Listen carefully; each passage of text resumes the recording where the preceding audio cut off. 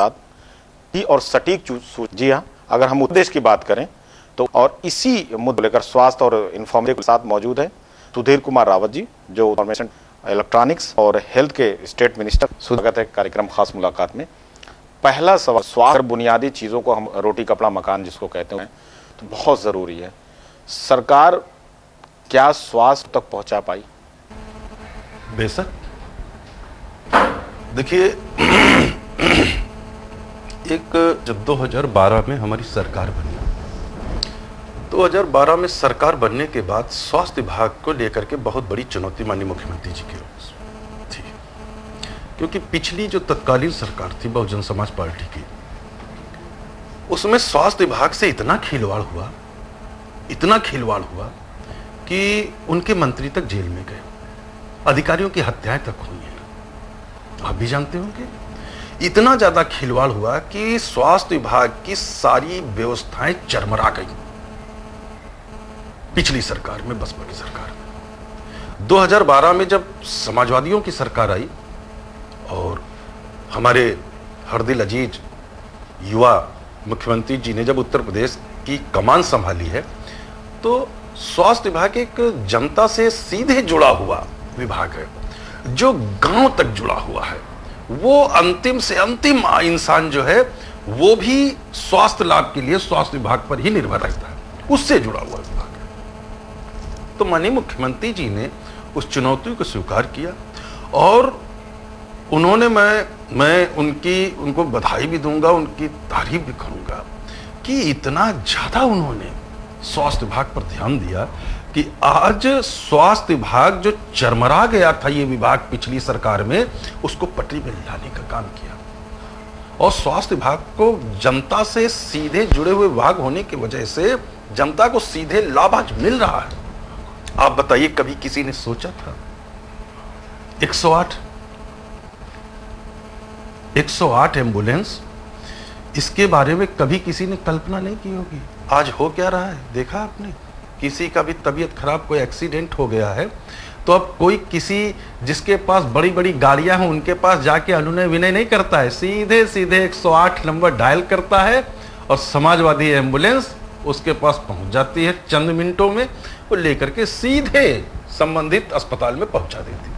आप बताइए, लाखों लोगों की जानें बच गई, लाखों लोगों की जानें बच गई इससे। उसके अलावा स्वास्थ्य में इंफ्रास्ट्रक्चर को इतना डेवलप किया है माननीय मुख्यमंत्री जी ने कि जब आपके पास इंफ्रास्ट्रक्चर ही नहीं होगा तो हम उस विभाग के जो भी काम है आगे कैसे बढ़ाएंगे। नए CSC PSC उन्होंने खुलवाए, बनवाए, ट्रॉमा सेंटर बनाए। अधिकतर जिलों में ट्रॉमा सेंटर बनके तैयार हो गए, कुछ में तैयार हो रहे। उसके अलावा इक्विपमेंट, जो उपकरण होते हैं, अच्छे उपकरण, एडवांस उपकरण, जैसे डिजिटल एक्सरे। पहले वो पुराने वाले एक्सरे थे, मशीनें थी, अब डिजिटल एक्सरे मशीनें।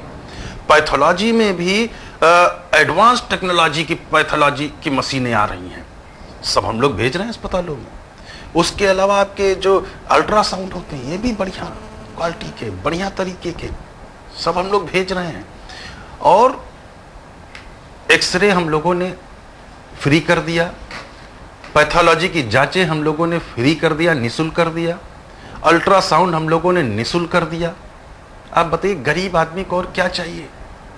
क्या आपको ये लगता है कि जो आज़ादी के अब 70 साल हो गए हैं, जो आज़ादी के वक्त ख्वाब एक देखा गया कि सबको जो मूलभूत सुविधाएं, अगर स्वास्थ्य को भी शामिल कर लें उसमें, वहाँ तक पहुँचने में जो सरकारें थी उन्होंने देरी की, या अभी भी काम करने की ज़रूरत है इसमें? देखिए, स्वास्थ्य विभाग एक ऐसा विभाग है, इसमें निरंतर काम करने की जरूरत सदैव बनी रहती है। हाँ, ये जरूर है कि इस विभाग में, क्योंकि गरीब, किसान, मजदूर, अगड़ा हो, पिछड़ा हो, दलित हो, अल्पसंख्यक हो, चाहे जो हो, सबको स्वास्थ्य सेवाएं चाहिए। तो नई टेक्नोलॉजियां आ रही हैं, हम स्वास्थ्य विभाग पर निरंतर काम अगर नहीं करते रहेंगे तो नई नई टेक्नोलॉजी आ रही, नए नए इक्विपमेंट आ रहे हैं, हम फिर उनको कैसे यहाँ पर करेंगे? तो इस पर तो निरंतर काम करने वाला है। अभी जैसे एक और हम लोग चालू करने वाले हैं, माननीय मुख्यमंत्री जी ने इस पर भी ध्यान दिया और चालू करने जा रहे हैं उनके निर्देश से। हर मंडल मुख्यालय का जो अस्पताल होगा उस पर हम लोग डायलिसिस यूनिट लगा रहे हैं और वो 10-10 मशीनें लगेंगी, उसमें 10-10 मशीनों की एक डायलिसिस यूनिट बनेगी। जो गरीब लोग हैं, जो बेचारे नहीं उतना संसाधन उनके पास है, तो कम से कम, और संसाधन ना होने की वजह से और डायलिसिस के अभाव में बेचारे दम तोड़ देते थे। माननीय मुख्यमंत्री जी ने इस वेदना को समझा, समझने के बाद उन्होंने निर्देश दिए हर मंडल मुख्यालय के हॉस्पिटल में 10-10 मशीनों की डायलिसिस यूनिट लगेगी। लोग आएंगे वहां पर डायलिसिस कराएंगे तो उनको कहीं बाहर नहीं जाना पड़ेगा, उनको किसी के आगे हाथ नहीं फैलाना पड़ेगा, उनकी डायलिसिस होगी वहां पर। बहुत सी जानें हम लोग बचाएंगे, बहुत से लोगों के आंसू पोंछेंगे। ये जो आप बात कर रहे हैं डायलिसिस यूनिट की या बाकी जो एक्सरे मशीनों की, इससे थोड़ा सा अगर हम परे जाएं, शहरों में जो अस्पताल हैं अमूमन जो बड़े, अगर मैं लखनऊ, राजधानी लखनऊ की बात करें या बड़े शहरों की बात करें, वहाँ सुविधाएं आसानी से मिल जाती हैं। लेकिन जैसे ये छोटे शहर, कस्बे या गांव की तरफ हम बढ़ते हैं, कहीं ना कहीं एक गैप रहता है, डॉक्टर अवेलेबल नहीं रहते या वो सुविधाएं सरकार नहीं दे पाती। जो जैसे कोई गरीब है, गांव से निकला, तो अमूमन वो कस्बे का जो अस्पताल है वहां जाता है। तो क्या आपको लगता है कि अभी जो है सरकार को गांव पर ज़्यादा ध्यान देना चाहिए मुकाबले बड़े शहरों के? नहीं, देखिए ऐसा है, अभी हमने जो है कुछ महीने पहले जितने पूरे उत्तर प्रदेश के जितने भी एडी हैं उनकी बैठक की थी और उनको स्पष्ट निर्देश दिए थे कि जितनी भी हफ्ते में 1-2 दिन वो एक जनपद के 2 CSC PSU जिला चिकित्सालय का निरीक्षण करेंगे, एडी, और जेडी रात में CSC PSC का निरीक्षण करेंगे, जो चल रहा है। और देखिए, जहां पर भी शिकायतें आ रही हैं या किसी गरीब या किसी भी मजबूर इंसान की शिकायतें आती हैं हम लोगों के पास, तो हम लोग उसकी जांच करा करके जो दोषी होता है उसके खिलाफ सख्त से सख्त कार्रवाई। स्वास्थ्य विभाग में जनता से जुड़े हुए किसी भी मामले में अगर कोई भी कर्मचारी हो, चाहे डॉक्टर हो, चाहे पैरामेडिकल स्टाफ हो, अगर वो खिलवाड़ करेगा तो उसके खिलाफ सख्त से सख्त कार्रवाई हो। ये आदेश माना जाए, सख्त से सख्त कार्रवाई होगी।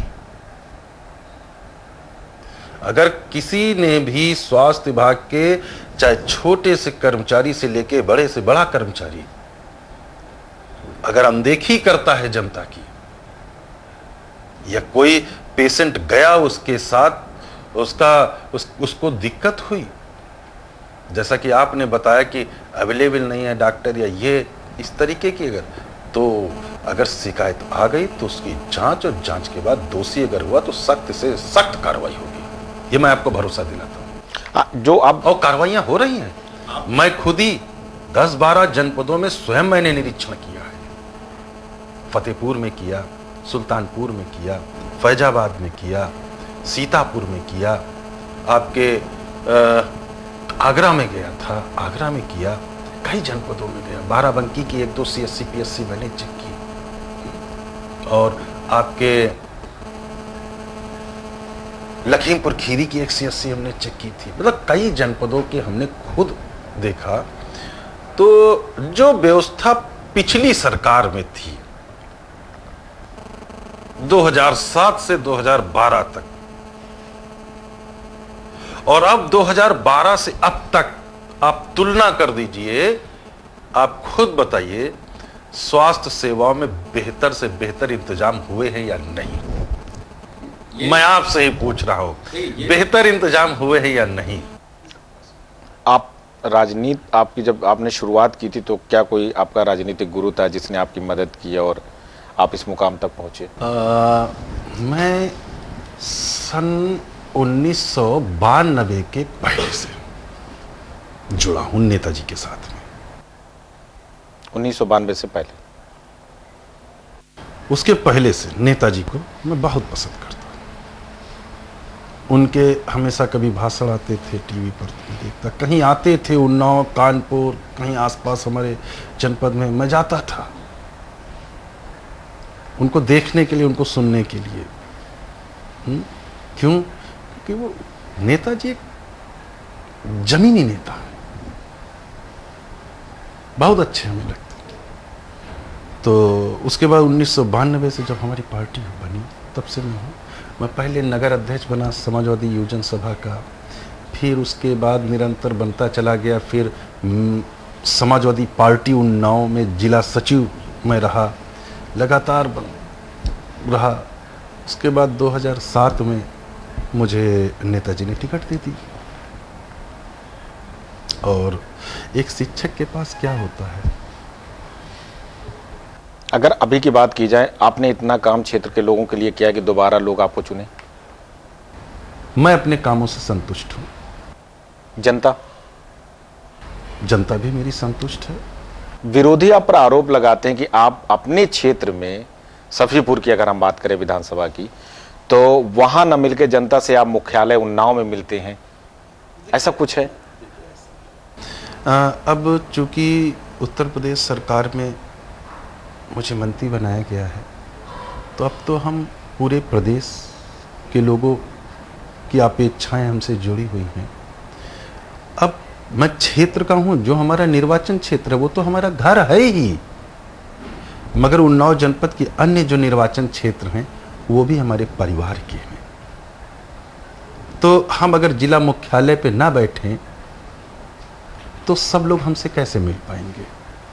मैं क्षेत्र भी जाता हूं और जिला मुख्यालय पर भी बैठता हूं। जैसे कोशिश मैं करता हूं हर रविवार को मैं जिला मुख्यालय पर ही बैठता हूं, जिससे पूरे जनपद के लोग मुझसे मिल लें।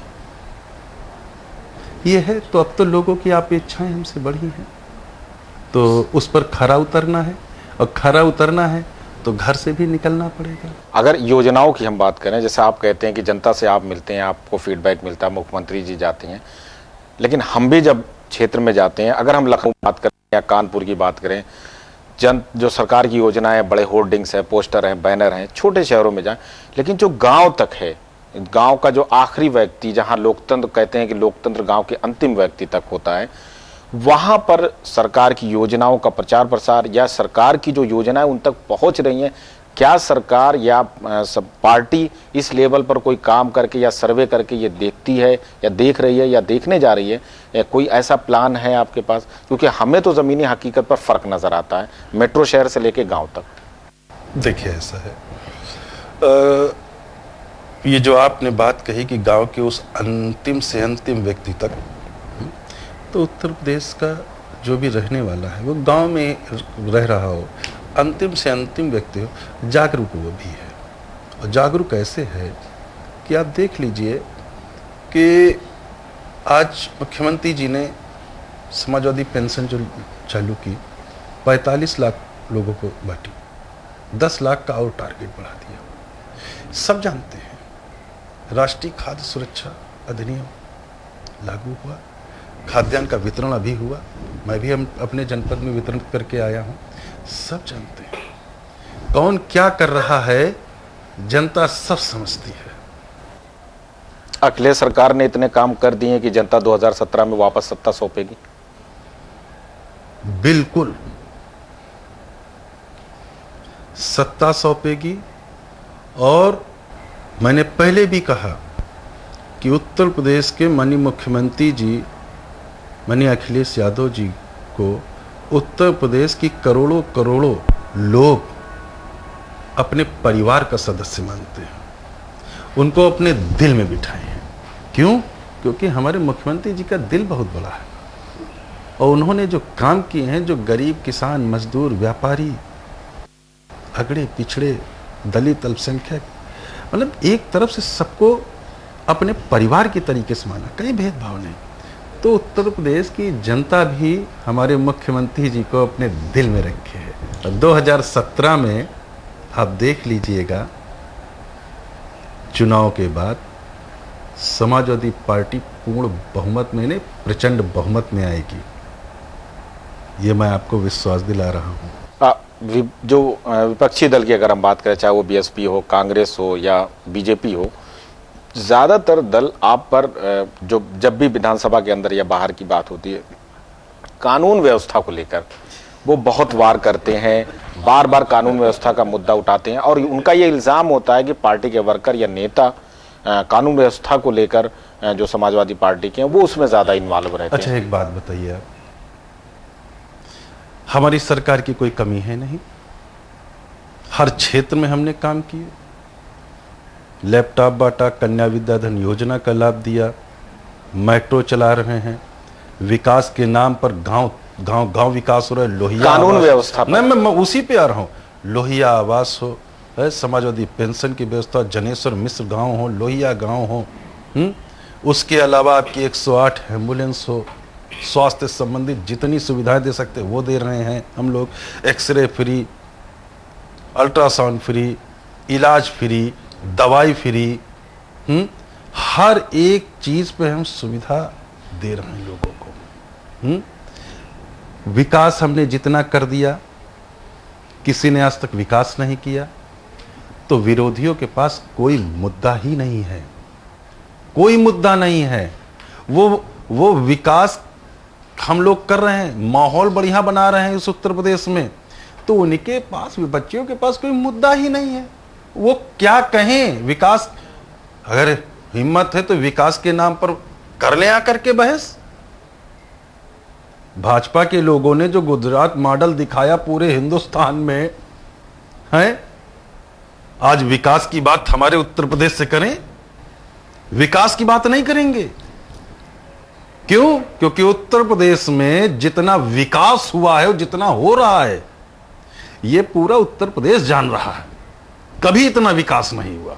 तो विपक्षी पार्टियां विकास के मुद्दे पर बहस कर नहीं सकती हैं,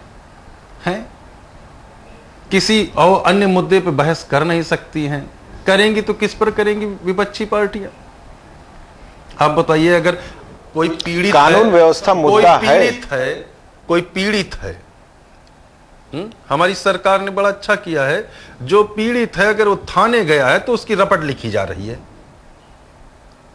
पिछली सरकार में बेचारा लेकर के थाने से, सीओ से होते हुए, कप्तान से होते हुए, डीआईजी, आईजी, डीजीपी तक बेचारा माथा पच्ची करता था, दौड़े रहता था, उसकी रिपोर्ट नहीं लिखी जाती थी। हमारी सरकार में अगर किसी को कोई परेशानी है, कोई दिक्कत हुई, थाने जाता, उसका मुकदमा लिख लिया जाता, उसकी रिपोर्ट लिख ली जाती है। जब पिछली सरकार में रिपोर्ट ही नहीं लिखी गई, एफआईआर ही नहीं लिखी गई, तो बताइए उनके आंकड़े क्या बताएंगे? आपका कहना है कि आंकड़ों का खेल है ये, वो यही दिखाते हैं। पिछली सरकार में मुकदमे लिखे नहीं जाते थे, लोग बेहाल घूम रहे थे, उनकी कोई सुनवाई नहीं थी। हमारी सरकार में कोई भी पीड़ित पक्ष अगर थाने जाता है तो संतुष्ट होकर आता है। क्यों? उसको न्याय मिलता है। अब न्याय हम लोग दे रहे हैं, उनकी मुकदमे भी लिखवा रहे हैं, वो जो तहरीर दे रहे हैं उस आधार पर उनके मुकदमे भी लिखे जा रहे हैं, तो कहते साहब देखिए इनका ग्राफ बढ़ रहा है।